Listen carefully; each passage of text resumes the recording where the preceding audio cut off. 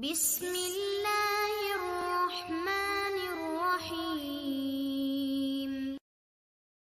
إن الحمد لله نحمده ونستعينه ونستغفره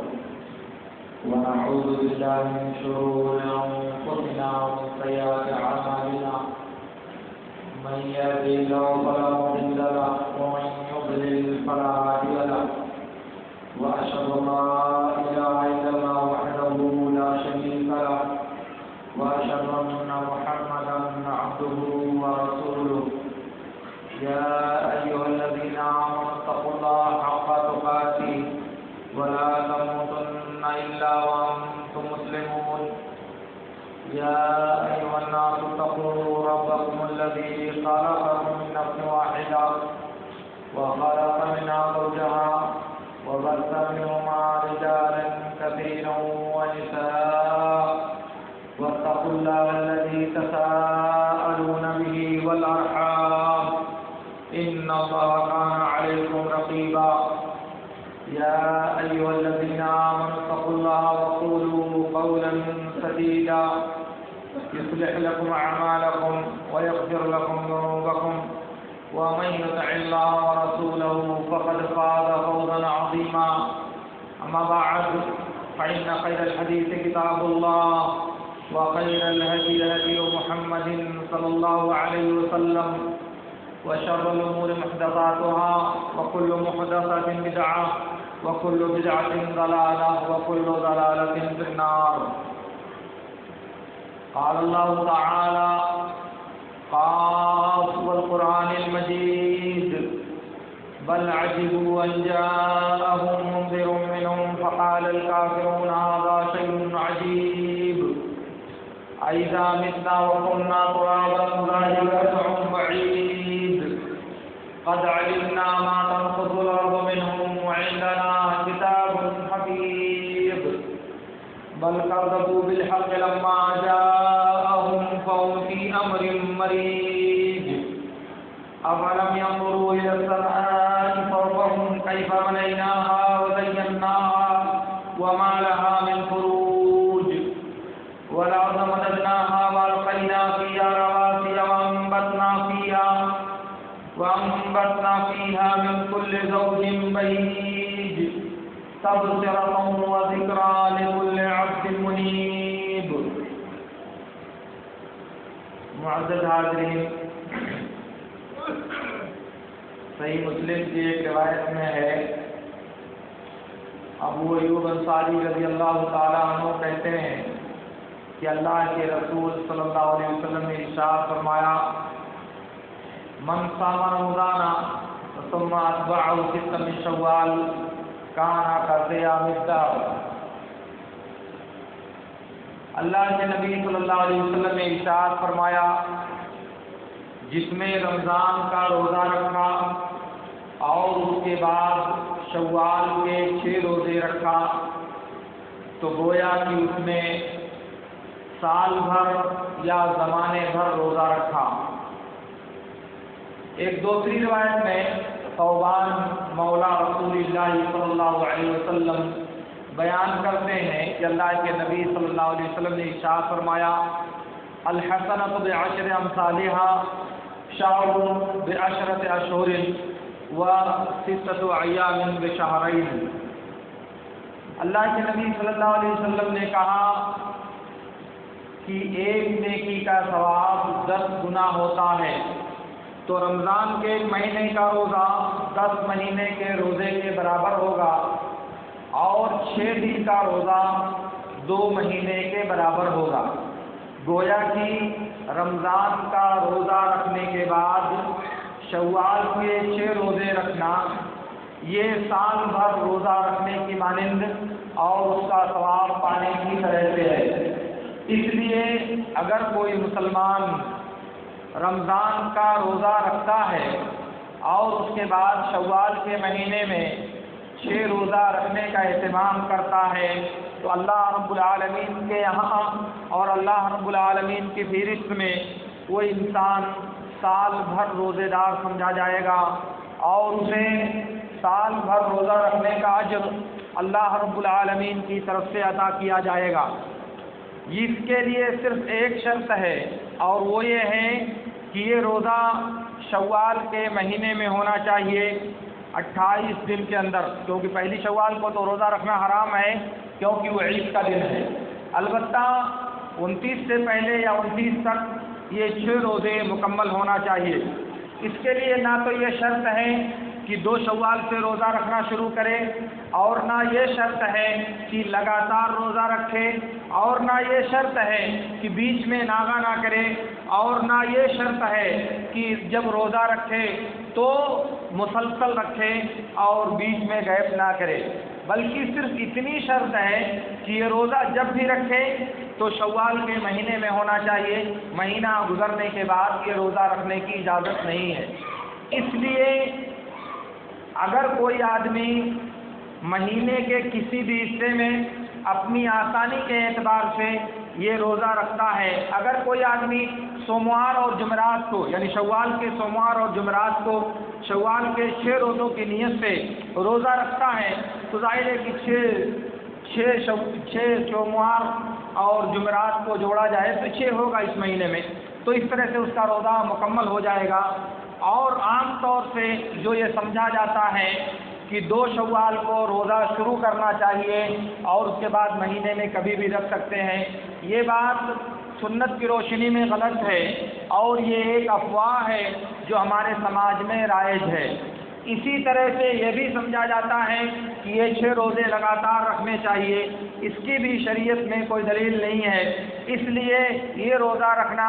ہماری اپنی مرضی پر منحصر ہے کہ ہم اس مہینے میں جب چاہیں، جس طرح سے چاہیں اس روزے کو رکھ سکتے ہیں۔ نہ تو یہ ضروری ہے کہ الگ الگ رکھا جائے، اور نہ یہ ضروری ہے کہ مسلسل اور لگاتار رکھا جائے۔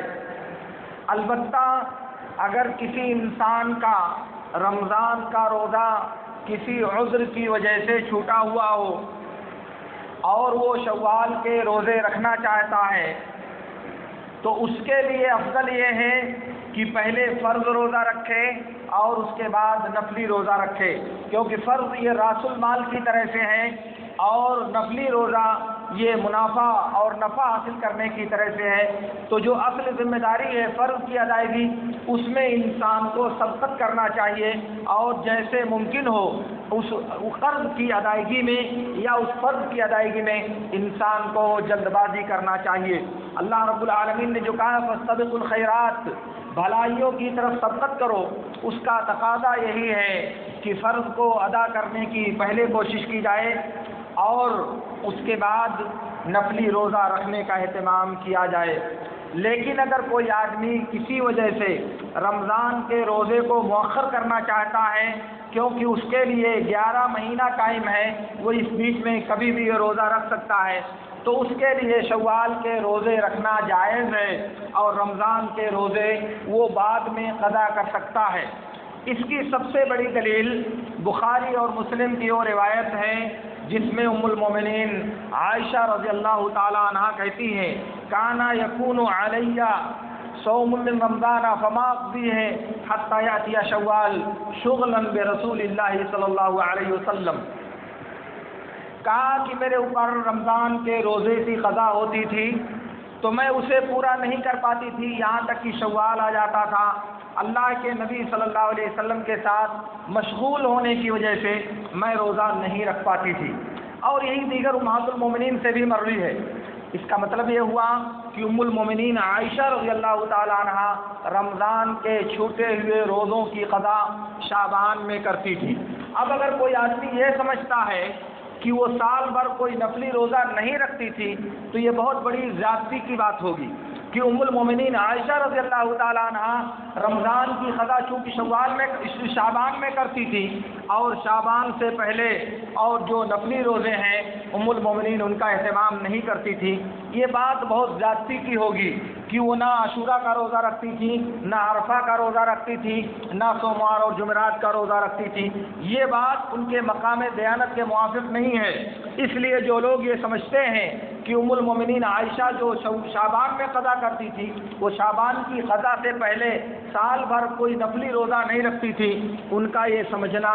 ایک تو اس لیے غلط ہے، یہ ام المومنین عائشہ رضی اللہ تعالیٰ عنہ کے ساتھ بہت بدظنی پر مبنی ہے کہ وہ سال بھر کوئی نفلی روزہ نہیں رکھتی تھی شعبان آنے تک، تو ظاہر ہے کہ ایسا تصور نہیں کیا جا سکتا۔ دوسری بات یہ ہے کہ بعض روایتوں میں ام المومنین عائشہ رضی اللہ تعالیٰ عنہ سے بسند صحیح ثابت ہے کہ وہ سال میں عاشورہ اور عرفے کا اور دیگر نوافل کا اہتمام کرتی تھی، تو جب دوسرے نوافل کا وہ اہتمام کرتی تھی، جب ان کو فرصت ملتی تھی تب وہ روزہ رکھتی تھی۔ اس کا مطلب یہ ہوا کہ رمضان کی قضا سے پہلے، رمضان کا روزہ رکھنے سے پہلے ام المومنین عائشہ رضی اللہ تعالی عنہ اللہ کے نبی صلی اللہ علیہ وسلم کی زندگی میں اور اللہ کے نبی صلی اللہ علیہ وسلم کے گھر میں نفلی روزہ رکھنے کا اہتمام کرتی تھی، جس کا سیدھا مطلب یہ ہے کہ روزوں کی قضا چونکہ موسع یعنی کشادہ ہے، شعبان 11 مہینے میں ادا کیا جا سکتا ہے، اس لیے اگر اس سے کے ادا کرنے سے پہلے انسان نفلی روزہ رکھتا ہے تو بظاہر اس میں کوئی حرج نہیں ہے، اور خاص کر کے اس صورت میں جب یہ دیکھا جائے کہ شوال کے 6 روزوں کا وقت بہت تنگ ہے، یعنی اسی ایک مہینے میں اسے رکھنا ہے، اس کی بنسبت رمضان کے روزوں کی قضا کا جو وقت ہے وہ 11 مہینے پر پیدا ہوا ہے اور وہ کشادہ ہے، اس لیے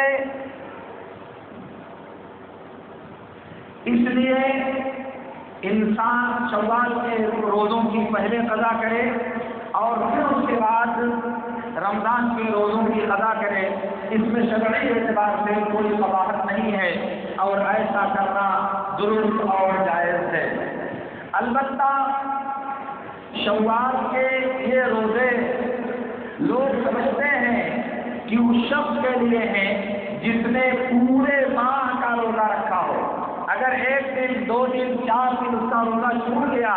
تو لوگ سمجھتے ہیں کہ اس نے رمضان کا روزہ نہیں رکھا، اس لیے وہ کہتے ہیں کہ جس نے رمضان کا روزہ رکھا وہ شوال کے 6 روزے رکھے، تو چونکہ اس آدمی کا 3 روزہ 4 روزہ 2 روزہ چھوٹا ہوا ہے اس لیے اس نے رمضان کا روزہ نہیں رکھا ہے۔ یہ فن کی تجزیہ ہے یا سمجھنے کا انحراف ہے، ورنہ عربی زبان میں جب اس طرح بولا جاتا ہے من صام رمضان یا من قام رمضان، تو اس کا مطلب نہیں ہوتا ہے کہ وہ پوری رات قیام اللیل پڑھے تب اس کو ثواب ملے گا۔ اللہ کے نبی نے کہا کہ من قام رمضان ایمانا واحتسابا، جو ثواب اور ایمان کے ثواب کی نیت اور ایمان کے ساتھ رمضان کی راتوں میں قیام کرے تو اس کے گزرے ہوئے تمام گناہ بخش دیے جائیں گے۔ یا من قام لیلۃ القدر ایمانا واحتسابا غفر له ما تقدم من ذنبه، جو لیلۃ القدر کی رات میں قیام کرے وہ ایمان اور ثواب کی نیت سے تو اس کے گزرے ہوئے تمام گناہ معاف کر دیے جائیں گے۔ تو کیا اس سے یہ سمجھا جائے گا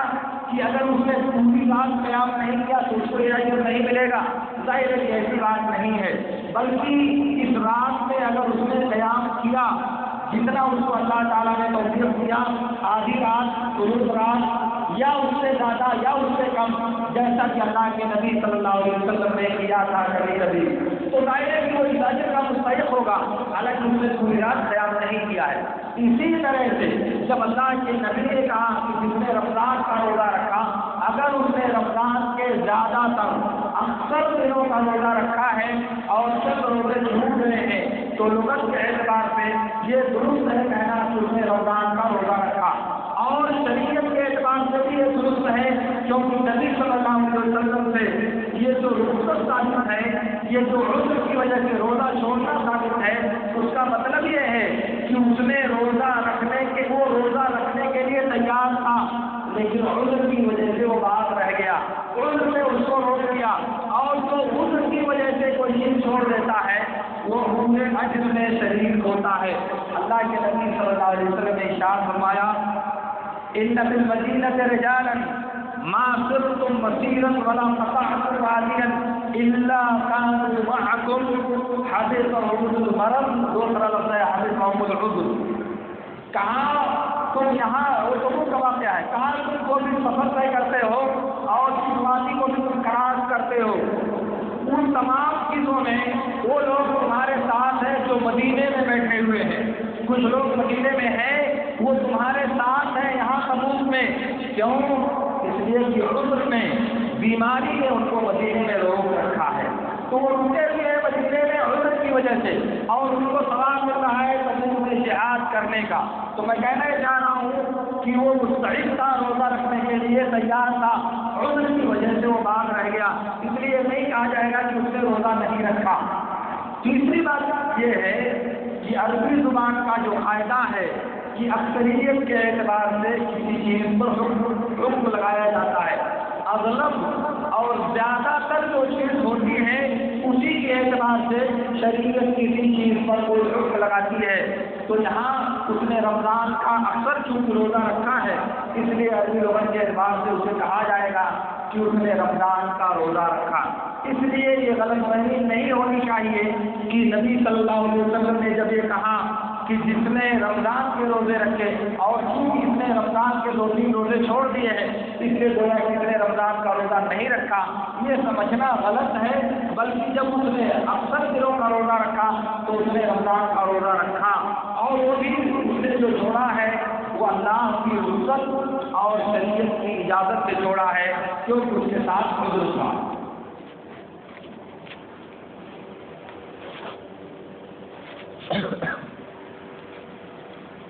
محترم حضرات، میں عرض یہ کر رہا تھا کہ شوال کے اس مہینے میں 6 روزے رکھنا یہ انتہائی زیادہ اجر کا باعث اس لیے ہے کہ اس کی وجہ سے اللہ رب العالمین ہمیں سال بھر روزہ رکھنے کا اجر اور اس کا ثواب دے گا۔ اب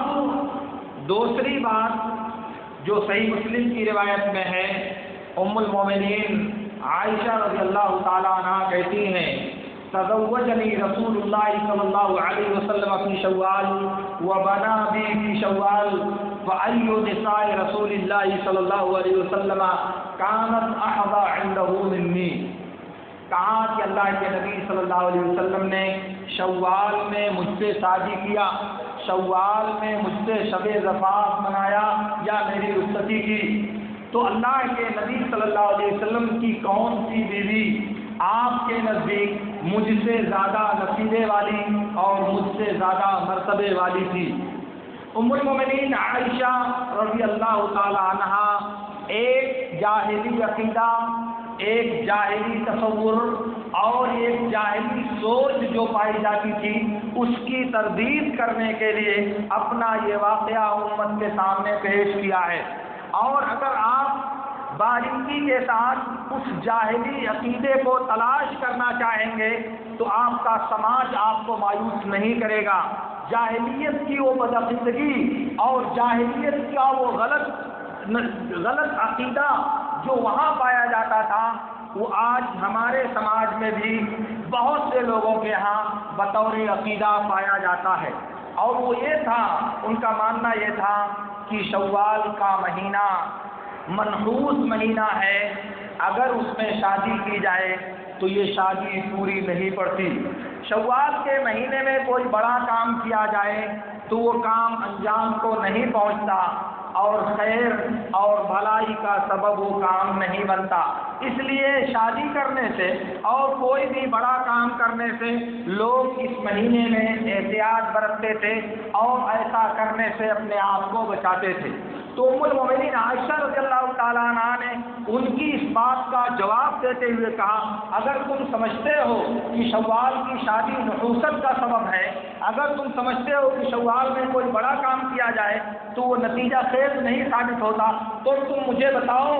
کہ نبی سے میری شادی شوال میں، میری رخصتی شوال میں، پھر کون سی آپ کی بیوی تھی جو اللہ کے نبی صلی اللہ علیہ وسلم کی نظر میں مجھ سے زیادہ مقرب اور مجھ سے زیادہ محبوب تھی؟ گویا کہ ان تمام چیزوں کے باوجود، یعنی شوال میں شادی اور شوال میں رخصتی کے باوجود، نبی صلی اللہ علیہ وسلم کی نظر میں مجھ سے زیادہ چہیتی اور مجھ سے زیادہ محبوب کوئی بیوی نہیں تھی۔ دیگر بیویوں کو وہ شرف حاصل نہیں ہوا جو اللہ رب العالمین نے مجھے عطا کیا، حالانکہ میری شادی شوال میں ہوئی تھی۔ تو اگر شوال کی شادی باعث نحوست تھی تو تم لوگ بتاؤ کہ دیگر ازواج مطہرات کے مقابلے میں میں نبی صلی اللہ علیہ وسلم کی نظر میں زیادہ محبوب کیوں تھی؟ دوسری عورتوں کی بنسبت، دیگر امہات المومنین کی بنسبت میری شادی زیادہ باکمال اور زیادہ بہتر اور زیادہ نتیجہ خیز کیسے اور کیوں ثابت ہوئی؟ اس کا مطلب یہ ہوا کہ تم لوگ غلط سمجھتے ہو، تمہارا عقیدہ غلط ہے، تمہاری سوچ غلط ہے، تمہاری فکر غلط ہے۔ کیوں؟ اس لیے کہ جو اللہ رب العالمین شوال کا خالق ہے وہی رب العالمین بقیہ 11 مہینے کا بھی خالق ہے۔ جس رب العالمین نے شوال کے دنوں اور راتوں کو تخلیق فرمایا ہے اسی رب العالمین نے بقیہ 11 مہینوں کے بھی دنوں اور راتوں کو اللہ رب العالمین ہی نے پیدا فرمایا ہے۔ اب اگر اللہ رب العالمین کی خلقت کا کوئی حصہ،